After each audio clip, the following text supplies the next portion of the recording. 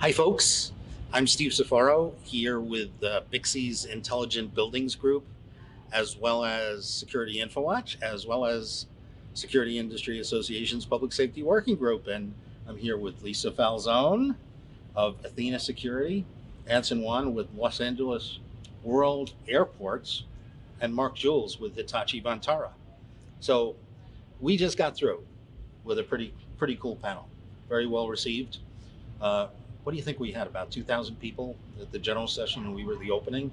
So some very interesting questions. So we can see some opportunities, but let's talk a little bit about your individual products. So Lisa, you've had a vision. Let's talk a little bit about your vision that you've had. We've spoken about this before, but the public, I can't hear enough.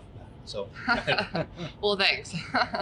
So our vision really is to protect the world and make the world a safer place through technology, whether that's people walking on the streets, worried about gun violence, or going to school and worried about a mass shooting. So what we do is we do gun detection. That's our first product. We also do fights and knives and other security suites. But how it works is when someone pulls out a gun, we use object and motion detection to detect that. We send an alert within 3 seconds to the authority, whatever, if it's a security person, if it's a police person, whoever the client wants. And we can get people to the crime scene a lot faster and more effectively. And so hopefully preventing the crime, and if not, every second matters in these crimes. And so getting people to the crime scene with more accurate information. And I've seen this firsthand. I remember the demo, the first time you gave me a demo. Before I could even look at the mobile device, it had already recognized the gun coming out of the holster. Yeah. It was that fast. It's very fast. Yeah, and very accurate. It's kind of the quietest, most effective demo I've ever seen in my life. And honestly, so you're leveraging the latest and greatest in AI algorithms that are continually being trained, right? Yes, absolutely. The latest and greatest in technology out there, and putting it towards fighting crime. And you can use existing cameras? We can use the existing infrastructure, and that's the beauty about our technology. As long as it's an IP-based camera, we can put our software on top of that, and we integrate with that. It's very easy. We just take the RTSP feed and integrate on top of that. And so what we're doing is basically making the camera work for you, and making it a tool in helping prevent crime. And you can work with smart space platforms like Mark's platform, like Hitachi Vantara, and other platforms. You're working currently with Genetec and Avigilon, and you're adding many more. I know in the future. Many more partners, and really everyone that wants to use technology for the greater good. Tell us about the project you just secured. Very exciting. The project I just secured with New Zealand. Oh, New Zealand, the New Zealand Mosque. Yeah, so I know you have so many projects going on, right? I was like, which one?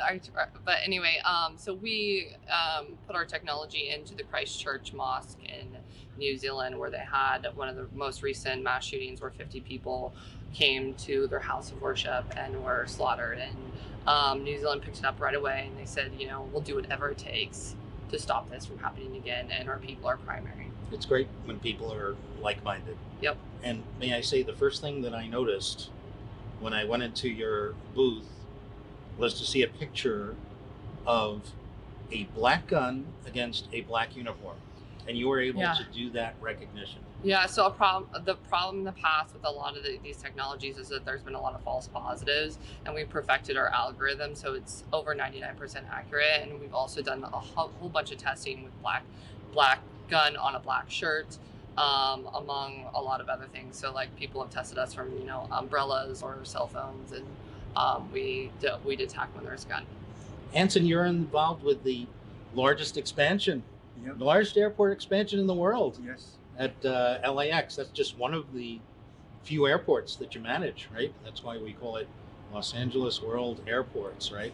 Yeah, we managed you've got a great history, but you're making really LAX a lot better. And one thing I noticed in the modeling in the interview with your CEO by Channel 2 News was you're going to actually allow freeway to passenger drop off almost directly, which is incredible. Yeah, we are looking into that right now for the Wi-Fi technologies. We are trying to enhance and try to secure that technology for allowing users doing drive-by. So how do you secure an airport like LAX with Like so many potential exploits? Do you use AI? Yes, like I mentioned before, we have a cyber operations center running 24/7 using some of the layers security using AI technologies. So if I'm a black hat hacker that essentially thinks that I'm smarter than you and using a distributed denial of service attack, perhaps going into different ports, maybe trying to use disruptive behavior in different types, you're going to recognize it. Yes, with the AI technology, we are able to do some threat analysis and doing some detection and prevention in events. Chances are you have, because you've got this trained constantly. So you're in a constant improvement cycle. Every day. I think we used to call that Kaizen, right? Kaizen, yes. Yeah. So what do you have going on in the future? I know this entire group, we're going to be working on codes of conduct together with public-private partnerships to get greater acceptance and really to get the word out that, hey, listen, AI is good and you need it. And by the way, you're already using it on your phone. Mark, I mean, when I thought about public-private partnerships, I thought of you in this when I was putting together this panel. Hitachi Vantara is an amazing company. The thing that impresses me about it is that Hitachi Vantara has made the commitment here in the United States, like Athena has, right? Focused on this market and obviously on other global markets, but you're one of the few. I can count them on less than one hand that are focused on North America. So how is it going for you? You do a lot with traffic. You do a lot with citizen experience through an area. Sure. You're covering probably one of the widest ranges of sensors that I've ever seen. Absolutely. I mean, it's not unusual for one of our systems to have hundreds of sensors, and we take that data, we mix it with artificial intelligence and other big data analytics, and we try and produce three outcomes. Because what we found is most customers want to leverage their investment in as many ways as possible. So that would be public safety outcomes, operational outcomes, as well as business outcomes. So if you think about an airport or a city street, we might have analytics that are looking for bag left behind or license plates of a known terrorist. So that really public safety focus. But also mixing them with, say, business outcomes, which would be passenger experience. So can we use AI? And retail. You're doing a lot with retail. In retail or transportation or all over. Can we mix AI to make sure that guest experience or passenger experience is as good as possible? And then when we look at the operations, you look at something like an airport where it's critical to load planes as quickly as possible, or you might look at a city street where you want to reduce traffic, which also reduces emissions and helps the environment. So this really our focus is how do we look at the camera as that ultimate IoT sensor and combine that data with AI and other big data analytics for those three outcomes. You're one of the most scalable types of storage around, object-based storage. Yeah. You keep the video intact. As far as I see, the benefit is you don't care where it is because you can retrieve it. And actually, one of the nice parts about the Hitachi storage system now is while we have very large centralized storage, we can now do the store, compute, and analytics anywhere in the train. So that could be a gateway, which could be at a school. It could be on a bus or in a train. We have a little bit of a similar history. We developed our original gateway after Columbine, seeing the need to get that data out of the school and have that ability for public safety officials. So then we now use those gateways to bring back all different kinds of data, whether it's for predictive maintenance, predictive crime. So that ability to do the store and compute at the edge is absolutely critical.